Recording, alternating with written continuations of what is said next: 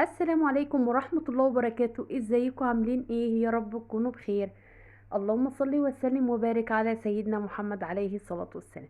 النهارده بقى ان شاء الله هنعمل مع بعض الكنافة البلدي بتاعت زمان. كنافة بالكريمة سهلة جدا جدا للمبتدئين. لو مشيتي على الطريقة ديت ان شاء الله ناجحة 100% وعلى ضمانتي بإذن الله. الطريقة ديت تقدري تعملي منها اللي بالمكسرات وبالجبنة الموتزاريلا وزي ما تحبي.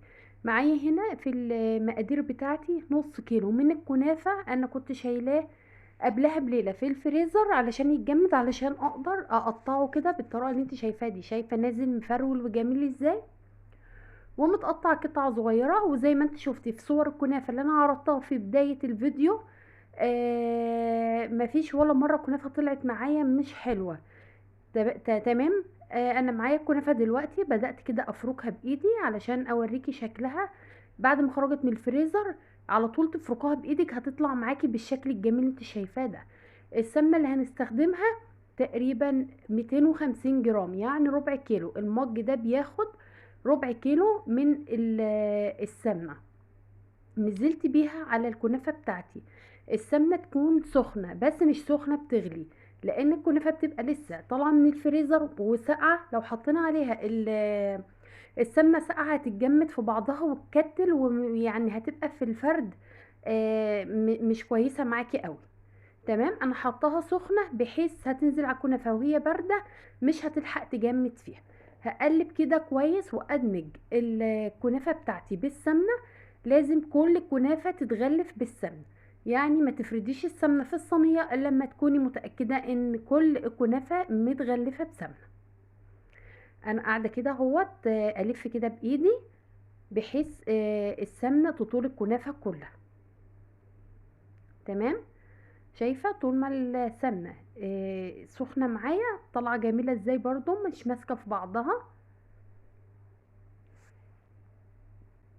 خلاص. تمام. انا كده فرمت كل الكنافة بتاعتي بالسمنة. هعمل بقى معاكم ان شاء الله الكريمة. معايا هنا 400 جرام من اللبن. لبن حليب، لبن بخيره، لبن بودر. لو مش عندك اعملي كيسين وعليهم كوبايتين ميه. هنا انا حطيت مقدار اللبن، وحطيت عليه 3 معالق من النشا، وقلبتهم كويس كده. ونزلت بايه؟ بمعلقه، بنص معلقه من الفانيليا السايله.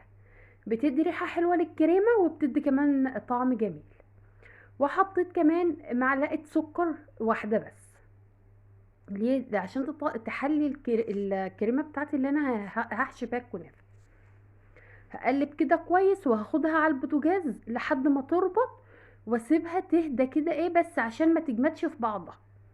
هسيبها بس دقيقتين كده ترتاح. هاجي هنا بقى للسيراب او الشربات بتاعي، هضيف كوبايتين من السكر. ده مج الشاي. تمام. هاخد كوبايتين من مج الشاي وعليهم كوباية ونص من المية، واخدهم برضو واروح على النار. وبعد 3 دقايق بالظبط هضيف كده عليهم ايه معلقة ليمون او نص ليمونة صغيرة، واسيبه برضو يبرد. ما تحطيش الشربات على الكنافة وهي سخنة علشان ما تعجنش منك. تمام. كان في بقى المرحلة بقى اللي انا دخلت فيها الكنافة الفرن وخرجت، وكنت بسقيها بالشربات. للأسف الفيديو ده اتحذف مش عارفة ليه فأنا يعني وريتك الشكل النهائي على طول مرة واحدة. هبدأ أجيب بقى الكنافة بتاعتي كده. تمام. أنا كده دلوقتي الشربات بتاعي على البوتاجاز، والكريمه خلصت وسايباها ترتاح بس دقيقتين علشان مش عايزه احطها وهي سخنه قوي على الكنافه، عشان ما تزرطش ميه في ارضيه الصينيه وتلزق منك لما تيجي تقلبيها. هبدا افرد بقى الكنافه بتاعتي كده حته حته علشان ما يبقاش فيه فوارغ في الصينيه يتسرب منها الكريمه. تمام. هنفرد بقى الكنافه كده بالطريقه ديت. مليت كل الفوارغ ومليت كل الطروف، واتأكدت ان مفيش اي خرام اي ثقاب اي يخرج منها الكريمة بتاعتي.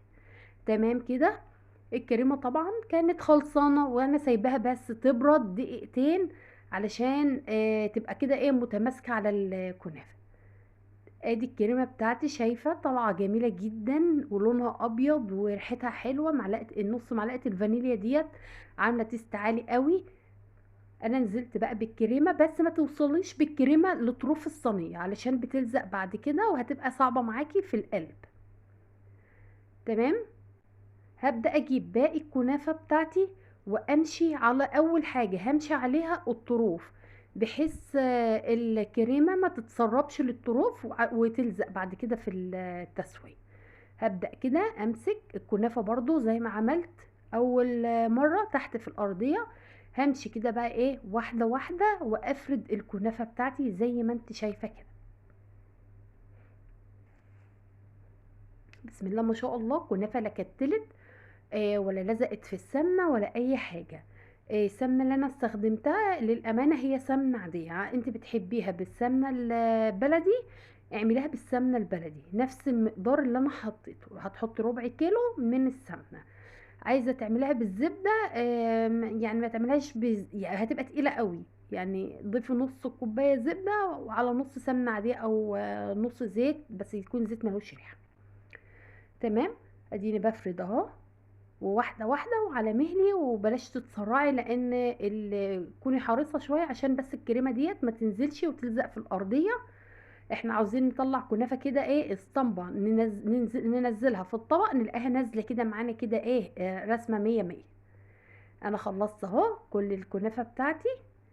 وبايدك كده ايه وبالراحه وتبططي كده ايه على الصينيه. ما تبططيش قوي علشان ايه بس ما تلاقيش كريمه خرجت لك من فوق. تمام. ده الشكل اهوت النهائي بعد ما خلصت فرد الكنافه. هاخدها كده على البوتاجاز تقريبا، حطيتها على نار متوسطه نص ساعه بالظبط حسب البوتاجاز بتاعك. تمام. هي دلوقتي بعد ما خرجت من الفرن انا سقيتها وقمت حاطه الطبق قافله بالصينيه وقلباها ونزلت زي ما انت شايفه كده زي الفل، ولا خارج كريمه من الجوانب ولا اي حاجه. بسم الله ما شاء الله، لونها جميل طعمها جميل. لو عجبتك بقى الوصفه ما تنسيش اللايك والاشتراك عشان يوصلك كل جديد. السلام عليكم ورحمه الله وبركاته.